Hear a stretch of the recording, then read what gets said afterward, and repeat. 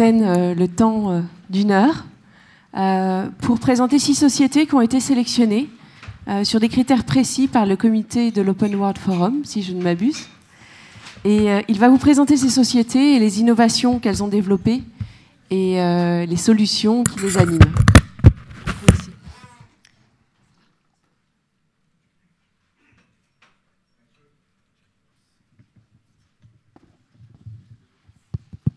Thank you very much, Aurélie. Thank you everyone for staying with us this evening. Now it's time for something that we hope to be quite fun and entertaining. This is an event that we call the Demo Cup. The Demo Cup is a friendly and fun competition between free software or open source software vendors. We'll have a very limited amount of time, 6 minutes each, to showcase their product on stage, live, and to show us their technical skills, their market insight, and to make us believe somehow that their product will somehow change the world. We have a jury of battle-hardened VCs and entrepreneurs who will decide among these 6 finalists who has the best technology, who has the best strategy and market insight, and who also is really able to tell us a good story. So we selected these 6 finalists out of a few more candidates, and of course, if you didn't apply this year for this competition, I encourage you to watch out the openworldforum.org website and to apply next year. Our jury is these 6 persons. Jean-Marie Chauvet here, who's venture capitalist with LC Capital. We have Jean-François Kennen, CTO for Capgemini. We have Jean-Luc Raffaeli, who's CIO for Groupe La Poste. We have Tom Henriksen, it's you. I don't remember who you are, but I think you are a VC, right? Yeah, okay. Okay. Ludovic Dubost, with the founder of XWiki, and XWiki was a winner last year, and our tradition is that each year we select one of the winners of last year competition, the previous year competition, to be in the jury for the current year, and myself. So I don't know if everyone is ready. Is it ready already? Of course, as you can understand, demoing software or hardware live is always a very, very risky business. So I'm sure there will be some small mishaps, but the rule is 6 minutes each. So even if your laptop doesn't boot, if your net connection doesn't get up, yeah, it's after 6 minutes it's over. So hopefully we will finish on time. Maybe a few words about the finalists. So we have 6 finalists. Joshfire, French company which develops a development framework, multi-device and multi-object. Maybe we don't understand right now what this means, but probably it will be clearer after the demo. We have Spago BI, which is a business intelligence suite made by a large Italian company called Engineering. We have MLState, which is a French company founded in 2007, which is trying to make the web a better place. So yeah, we were talking about changing the world. We'll see if they really can with their vision. ViFib, a French company founded last year, which develops a non-hierarchical and distributed cloud operating systems. Another set of buzzwords, but maybe it will be clearer after the demo. Six is another French company, which develops a collaborative search engine. and Tuleap, a project developed by a French company called Enalean, which develops solutions for technical collaboration and engineering. So this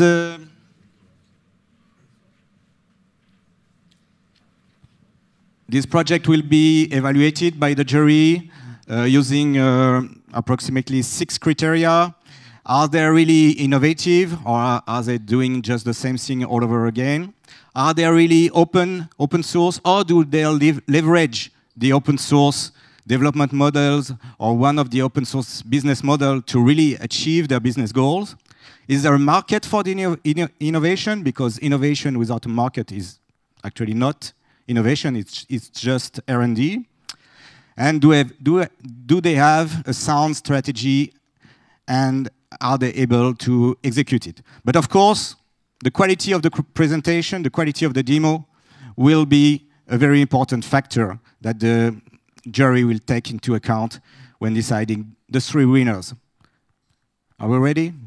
Yeah, okay. So we can start with Michel Lévy-Provençal with Joshfire.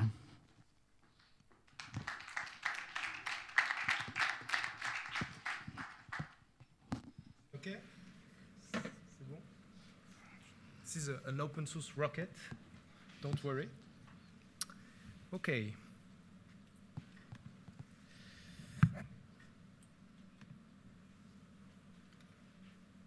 Can you see the slides? Not already? Okay, cool. So hi, everybody. Do you remember this small sequence? I don't know this. Any sounds? Thank you. Aren't you and Jennifer getting along? A small sequence from Back to the Future. I'm a huge fan of this movie, and I think there's the same vision coming from this movie to this little video, which is quite recent. A video about transformation of all surfaces around us, all objects around us, into connected objects or screens. In fact, in 2006, a guy named Adam Greenfield introduced a concept named everywhere, everywhere with an A. In fact, he defined a vision where information processing will be embedded in the objects and surfaces of everyday life. A world where everything can be aware. This is a vision I really strongly believe in, but I'm not really the only one, in fact. When you see brands like, well, you know them, they are making softwares, and they are also making things that match, in fact, this vision. We started with the smartphone, the tablet, now the TV, and maybe tomorrow other objects. The problem is that those brands are creating closed systems, fragmented ecosystems, walled garden around their own technology. Users like me, like you, we are using several technologies, several kinds of devices. We are cross-technology. When we start, for example, seeing something on an iPhone, and after that using a Samsung tablet, and at the end watching a content on a smart TV, we are not using the same technology. Well, maybe the solution to be able to have a continuous usage is to start using open source and standard technologies. That's exactly what we are doing at Joshfire. We are creating tomorrow's UIs for every kind of connected things we already have and we will have in the future. With the Joshfire framework, you develop application that works on browsers, on mobiles, on tablets, on TVs, or even on objects. And 80% of those applications, the code of 80% of the code of those applications is common on every platform, and only 20% is specific. So let's take an example.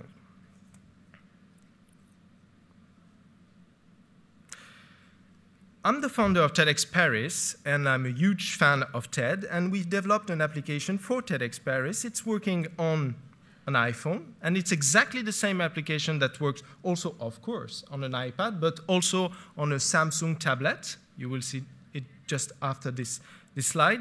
And it works also on a TV set, whatever the brand of the TV set. In fact, we are using JavaScript. We are using one application with 4 templates, only JavaScript with the same data tree and the same UI tree working on all those applications for all those devices. But we also imagine new objects. I'm so a huge fan of TED that even in the morning when I brush my teeth, I have a connected mirror, and here it is. I don't know if you see it. This connected mirror, in fact, is fully open source. It's a Linux inside. There is a WebKit browser. I don't know if you can see here the small video starting. It's starting, yes. I don't know if a camera can film the small demo, but you can see it here. In fact, it's of course a work in progress. We are making application for every kind of devices of today and some prototypes for objects of tomorrow. Why we are doing this? We are doing this for people who make software, because tomorrow, with this kind of technology, they will be able to develop once and deploy everywhere with an A, why not? And for people who make things, why? Because when constructors, big brands or small ones, are creating new connected things, today they start from scratch. They are creating new apps, a new ecosystem app for their object. With this kind of platform, they will be able to use a full existing app ecosystem for their new objects. And of course, we are doing it for us, for the users. Well, analysts say that in 2015, there will be around 15 billion connected things all around the world. Not only surfaces and objects, but I mean, some of them will be screens, and some of them will be able to provide content. And in 2012, 50 billion connected things. Well, at Joshfire, we try to make us and you be part of it. Thank you.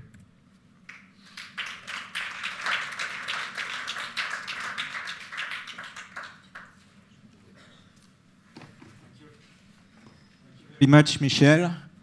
The next speaker is Stéfane from Spago BI. Just one moment, because we have to bring the mirror in the back. By the way, in these mysterious boxes are the awards. So this is a serious competition. There is something that all these entrepreneurs and software developers really, really want. So thank you, Michel, once again. And Stéfane, it's your turn. Just 1 second.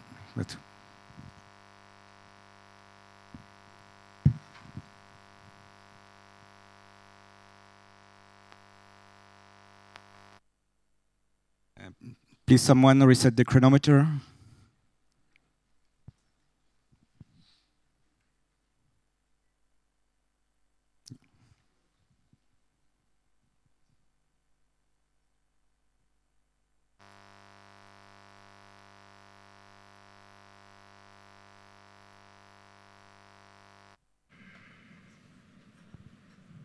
Is the slide up here? Not yet.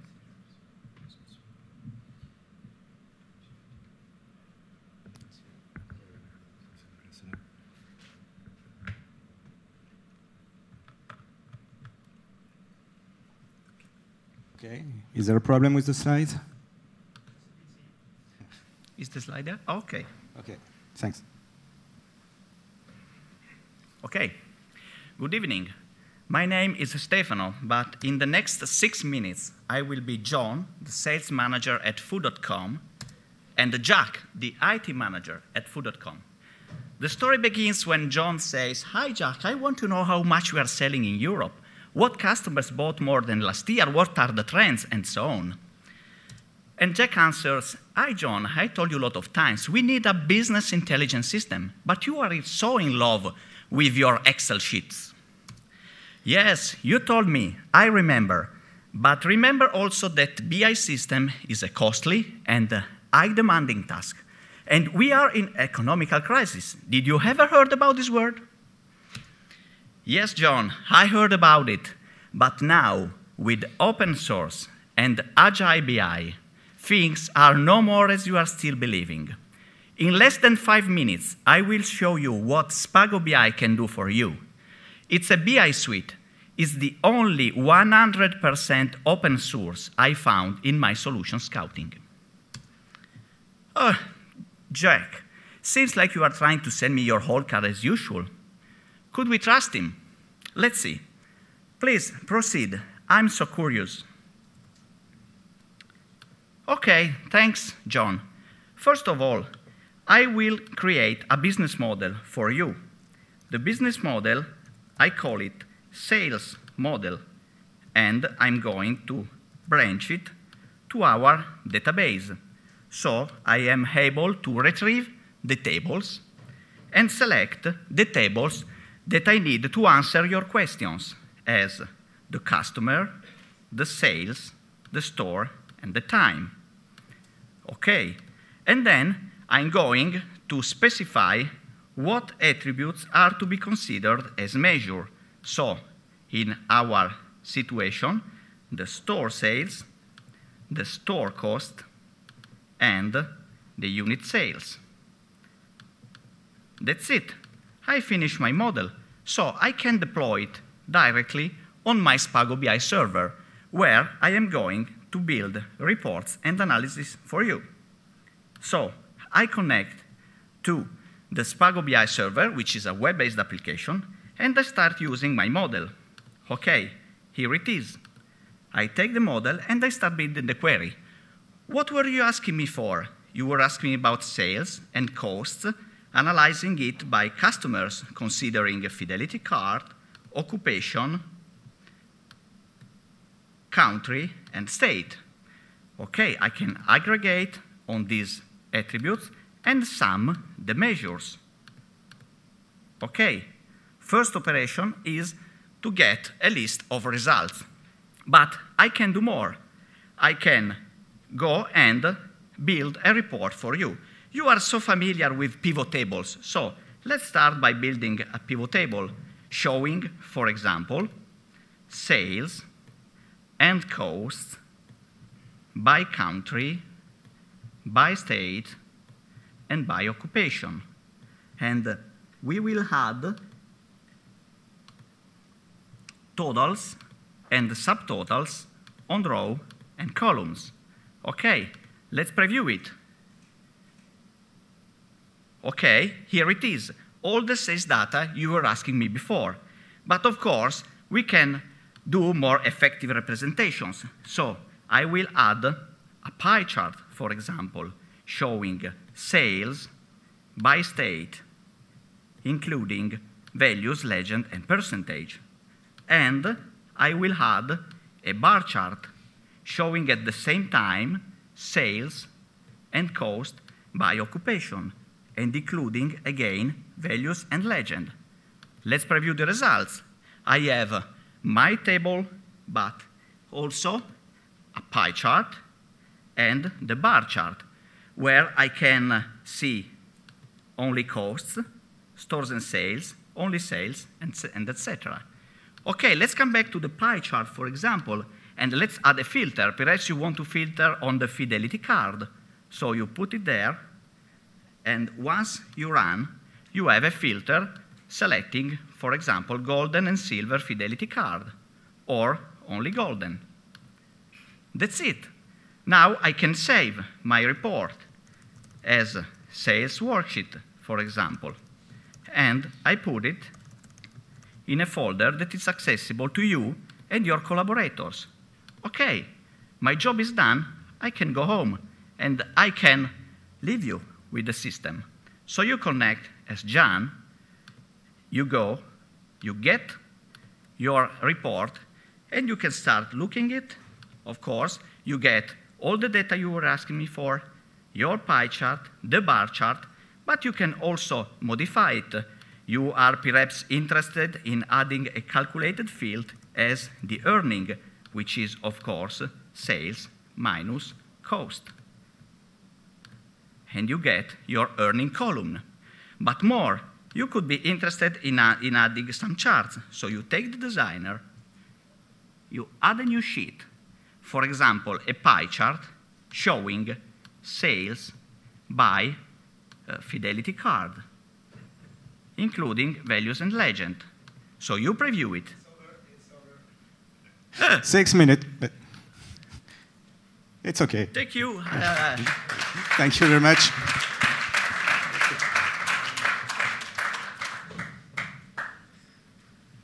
So next speaker is Henry from MLState, a little computer setup, and we'll start with this system for web development.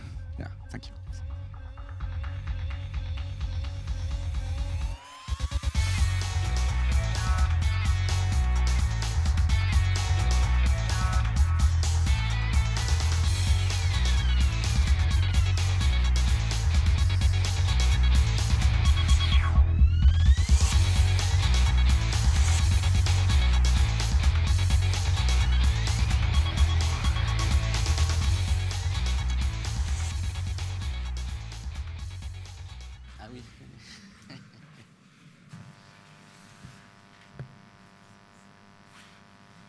Okay, do you hear me?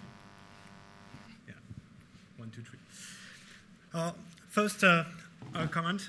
If you are going to tweet about this presentation, please use the @OpaLang identifier. My name is Henry.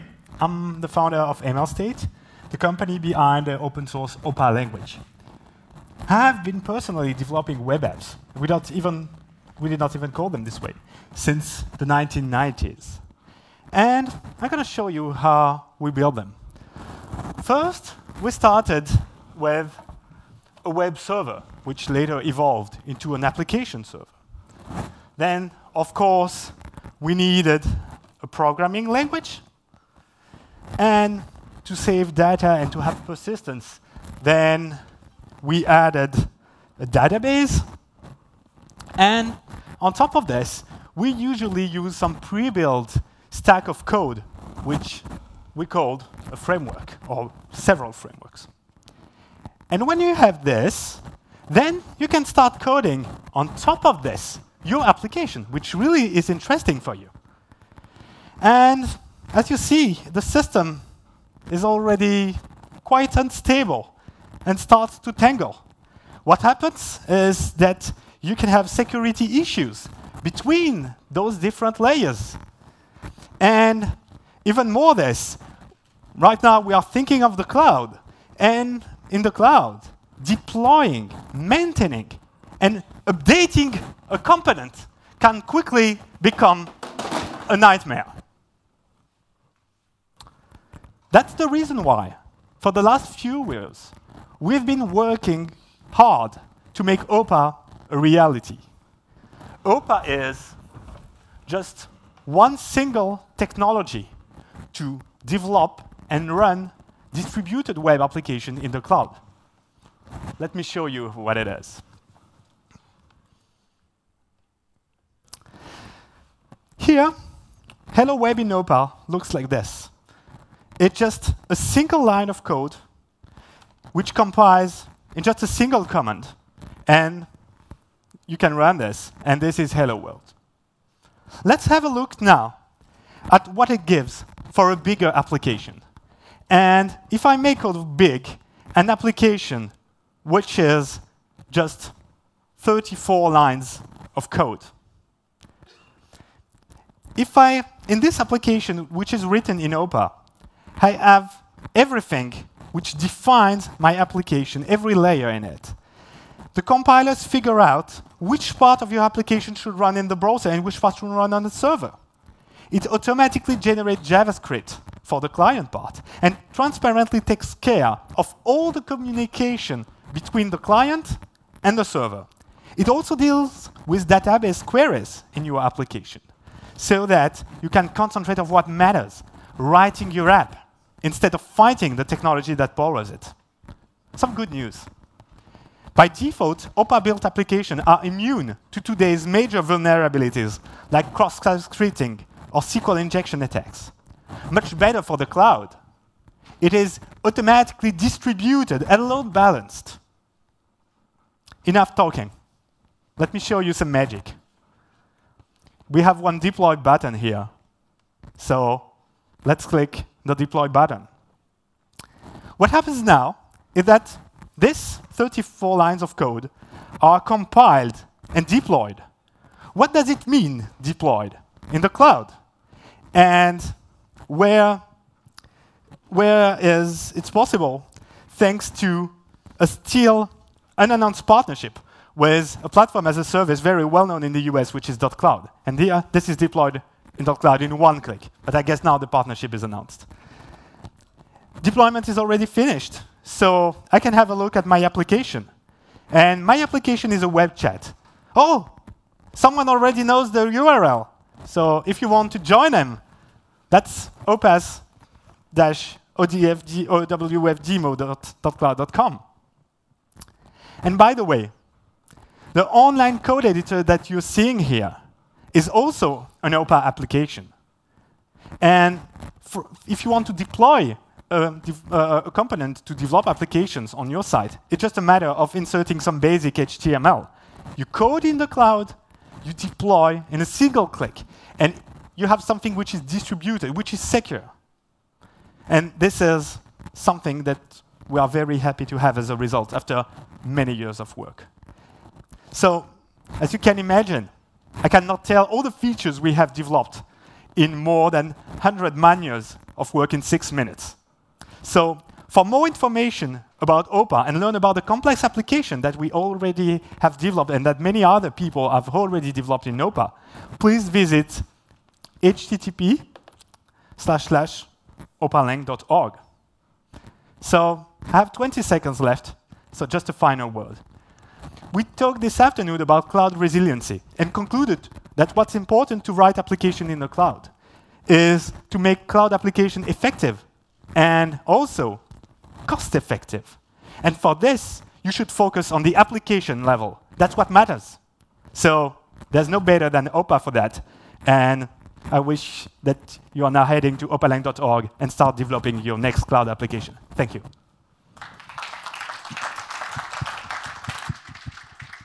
Thank you very much, Henry. Right on time. Excellent. Next speaker is, who is ViFib, right?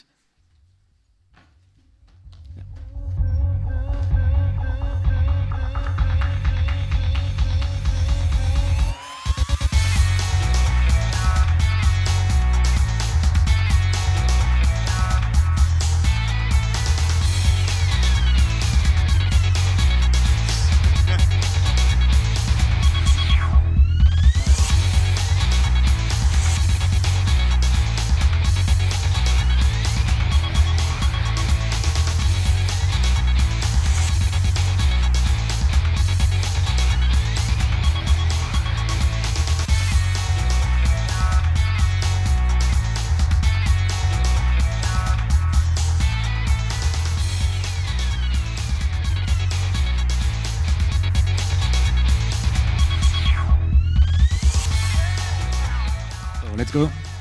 Okay. Cloud is everywhere. Cloud is everywhere. Okay, I've got intention now. So, hi, I'm Cedric. I work at ViFib, a startup company specialized in decentralized cloud computing.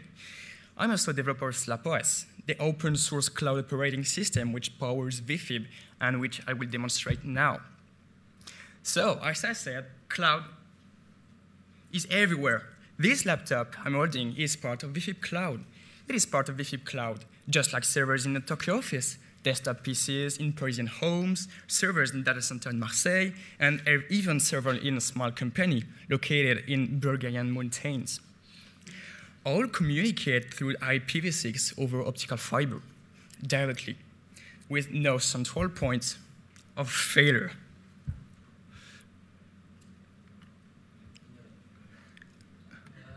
Thank you. If this network fails or gets disconnected, a server in Japan will take its place. If an earthquake hits Japan, a server in my home in Paris will take its place. If a French strike turns off electricity, well, Amazon EC2 virtual machine could replace it. And eventually, if Amazon EC2 breaks down, this laptop can handle it again. And all this automatically, of course. All this without human intervention. This is what we call resilience. So let's see how it is built. So here is a legacy cloud architecture. You can see infrastructure as a service, PaaS, SaaS, portal, CRM, and billing. That's 6 different APIs to master. And let's have a look at SlapOS. There is only one box, only one API, the request API. Let's see how it works. So here is a SlapOS console. I'm connected to the ViFib cloud. So I will request, for example, I will request MySQL instance. Well, call it MySQL 1. I hope the network is good. Network is not good. Well, demo time. Oh, yes. Fine, so it has been requested. We'll do the same for KVM, for OWF, and an XWiki instance. And last, we'll request an XWiki instance, but this time on this laptop, just by specifying its ID. So let's take more time. So let's see the KVM. So as you can see, I can access to my instance through a web browser, and it works. I'm connected to a KVM. Then I can install it. Let's have a look at an XWiki. OK, so this is the XWiki instance. But what if? Why if I turn off the computer? OK, and reload. There is a timeout. But fortunately, there is another XWiki instance. This is, so you see, in 60 seconds, I requested with a single API, virtual machine, relational database, NoSQL database, and 2 wikis. And this XWiki proved that the resilience is here. I think I'm forgetting something now. Well, oh yes, the invoice. So I can see the invoice in SlapOS. So here is the bill. Anybody wants to pay? No? Well, OK. So more seriously now, SlapOS can produce invoices as an identity provider, handle customer support. It has really everything you need to start business in the cloud and become a millionaire. So now let's start to become a millionaire. To do that, just need to request a master, we call it ViFib, and call it master 1. Master 1. And next, you need to define a small file called a profile. Network latency is very, OK. In this profile, you just need to, using an online IDE, to specify where is the code. Here we will add WordPress to SlapOS. And here is a WordPress instance. So you can become a millionaire just by sending WordPress instances on the cloud. And because we don't use virtual machine, each WordPress instance costs less than 10 cents a month to run. So SlapOS profile works with PHP, but also with Ruby, Python, Java, and since last week, C# thanks to a Chinese developer who ported SlapOS to Windows. So feel free to port your application to SlapOS and become rich. Now, last thing, you might wonder why ViFibs want you you and everyone here to run your own SlapOS cloud instead of keeping our platform closed, just like everybody else. The reason is very simple. We want to provide resilience and privacy to the world. The more companies use SlapOS to provide cloud services, the more companies can help each other in case of natural disaster. This is how we achieve resilience. And the more companies run SlapOS master, the harder it is to know where servers are located, who are the users, and where the money comes from. This is how we achieve privacy. So thank you for your attention. And remember, cloud is everywhere. Thank you very much, Cedric. Another well-timed presentation. That's good for everyone. Next one is 6 project. Is that right? Yes.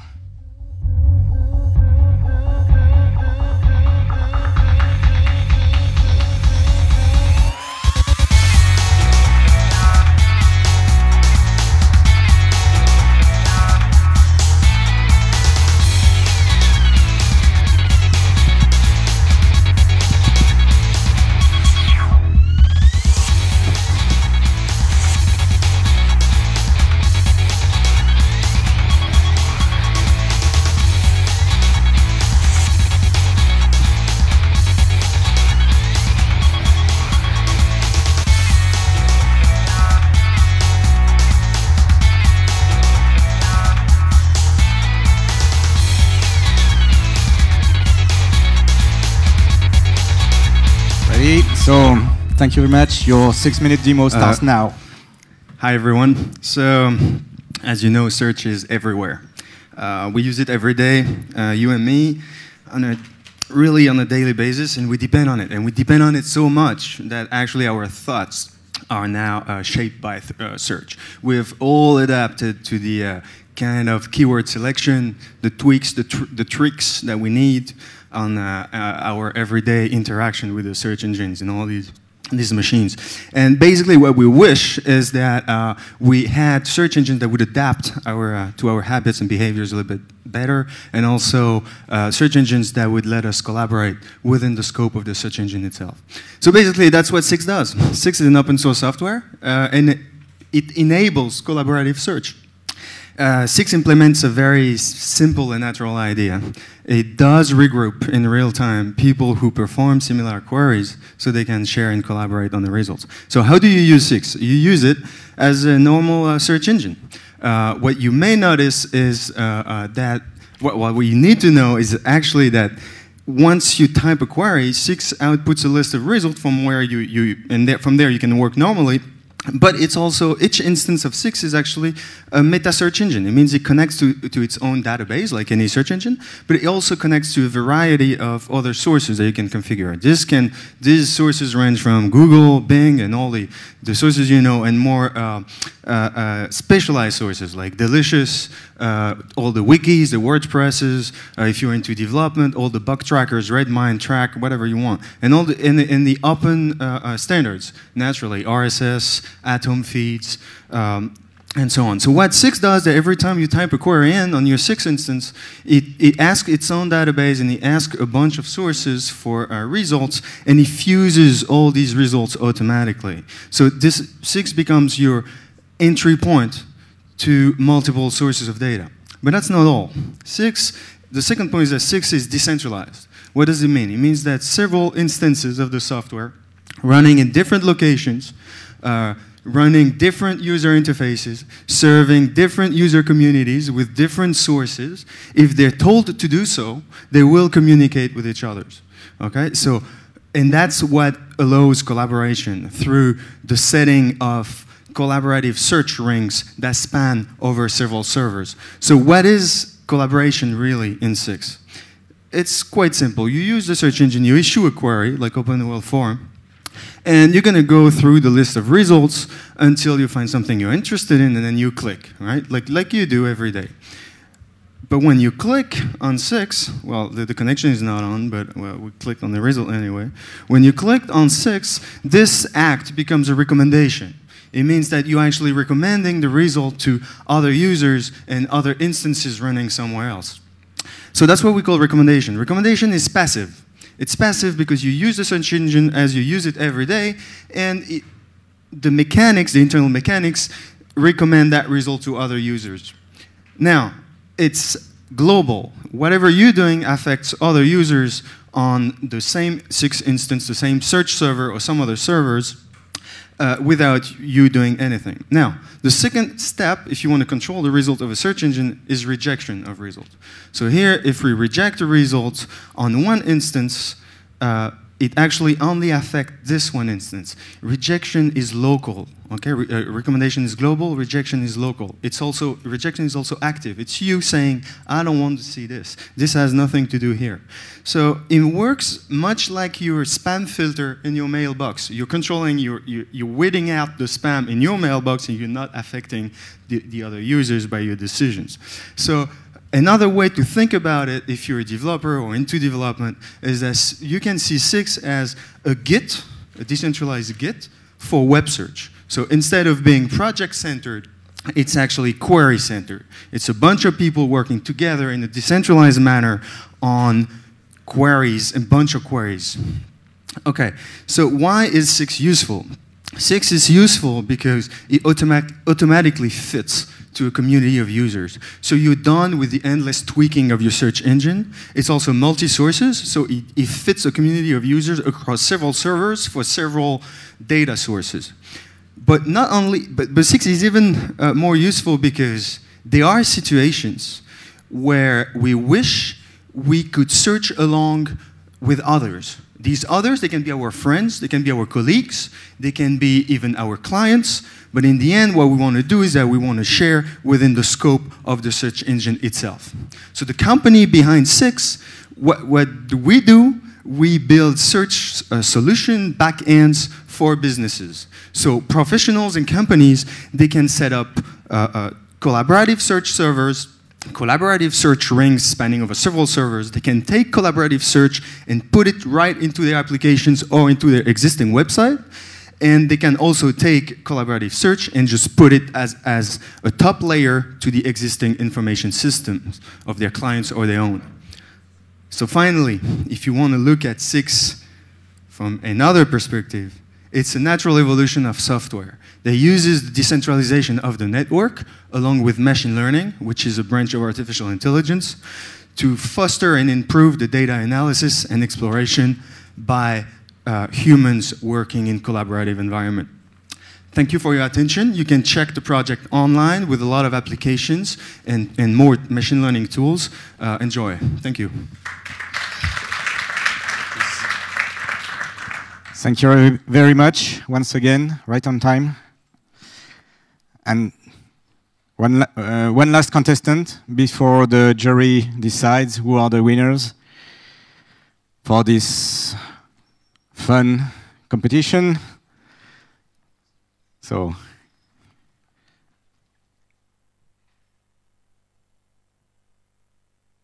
yeah.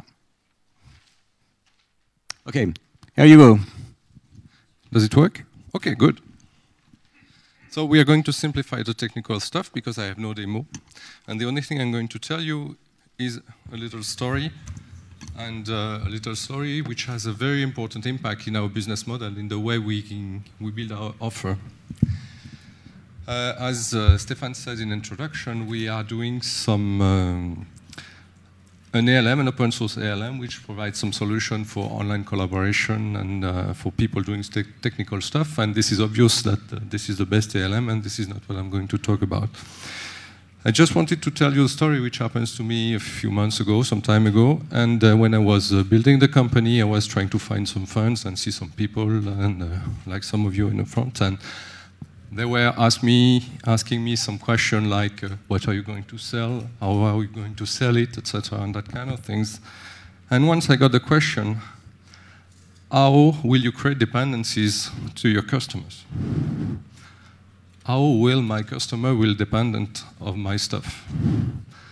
And that raised a problem in my mind because I didn't want to create some dependencies. I didn't want to sell some artificial paradise or whatever like this. I wanted to sell some freedom. I wanted to do some open source software, and I wanted to create a company and a business model which was based on these two And this is quite important in our approach, in our vision. We are not drug dealers. We are going to sell freedoms. So we want to sell expertise. We want to be recognized as a partner, long-term partner, and all that kind of things. We want to have commercial relationship with our customer because they rely on us. So where the impact of this on our business model? We are doing open source software. Open source software is made of contributors and contributors. You know the contributors, they are those people who are doing some development in your product. And the global idea is to say, if your customers are not skilled enough to use your product, they will depend on you. If they are skilled enough, they may not depend on you, and they may be able to do the development themselves. This is what open source software offers. And the idea we had at that time is to say, let's skill them, let do them completely skilled, and they will be able to do some contribution in our product. And if we help them to do some good contribution in their product, they will do it, and they will do some high-quality contributions. If they do some high-quality contribution, this brings value to the product. So this brings value to us and to our companies too.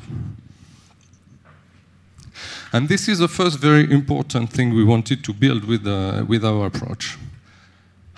Providing something which allows our customers to bring value to our product while bringing value to their usage of our product. This is the first thing.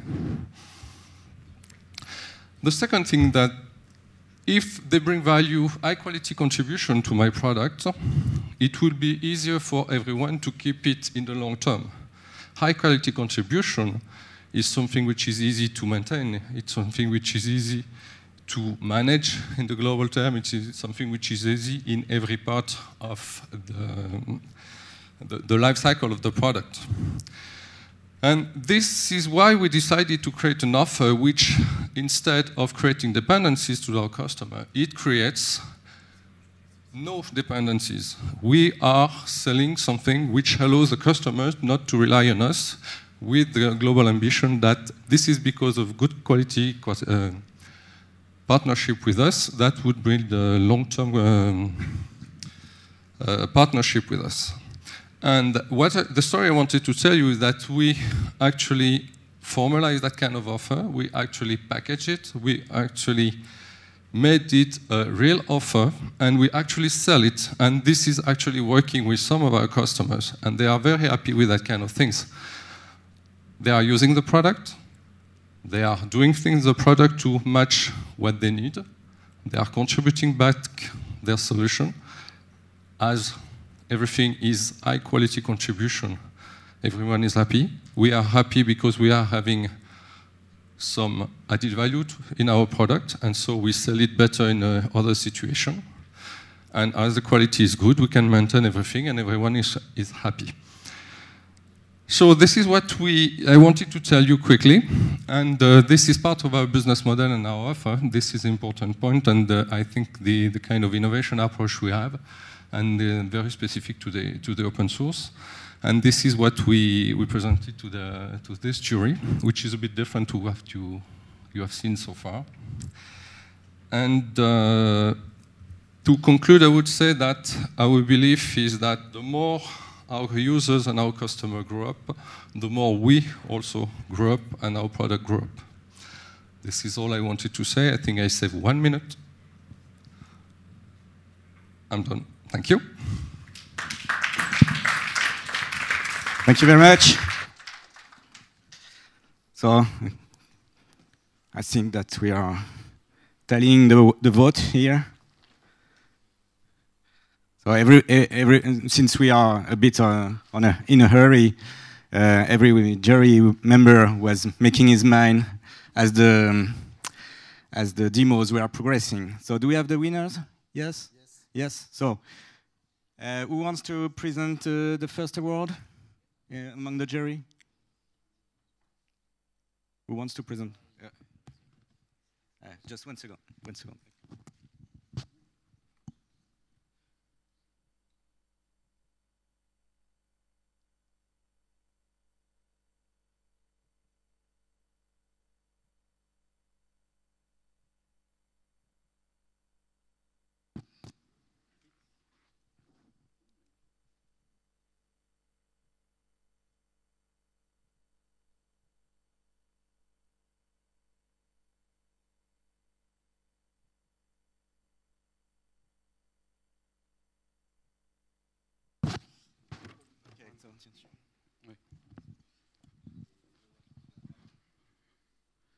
So as distinguished members of the jury, we're very happy to call the first nominee and winner of this demo cup, to whom we'll be displaying this. You can open it so we can maybe show.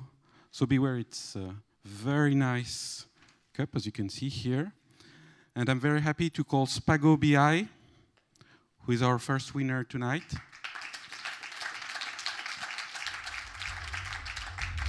Thank you. Excellent demonstration. Congratulations. Thank you. Just say a few words. Yeah, thank you. Thank you very much. It's really unexpected, but I'm really excited of it. Of course, thanks go to the team who is developing in Italy, is continuously innovating and evolving the solution. Is for them, and especially for Grazia, the project leader, and for Gabriele, the Spago BI founder, and for the OW2 consortium. Thank you very much.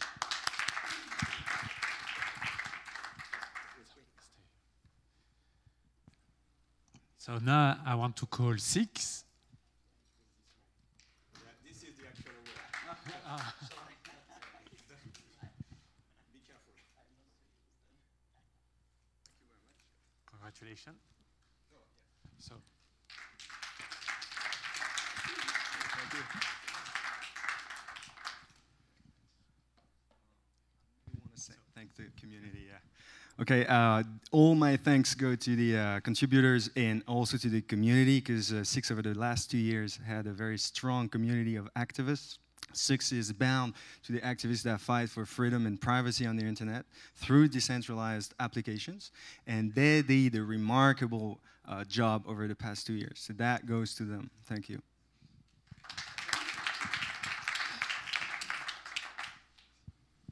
And we'll call the last winner for tonight, which is Joshfire.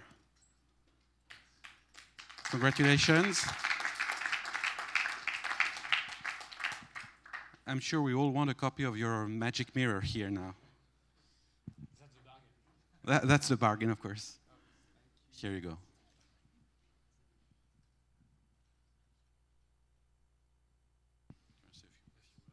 So thank you very much. Thank you to the jury. Thank you, Stéfane. This goes to the Joshfire team, directly to the Joshfire team, and particularly to my partner, Sylvain, who maybe is watching us online. Thank you very much. Thanks.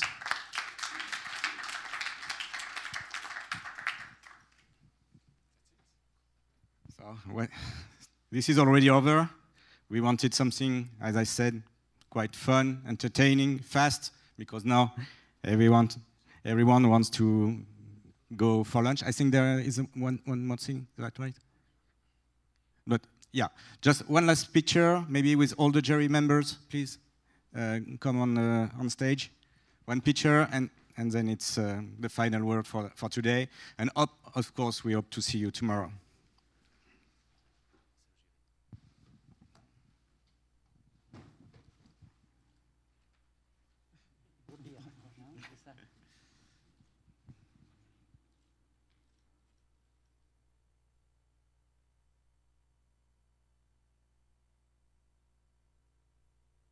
Thank you, and congratulations to the winners.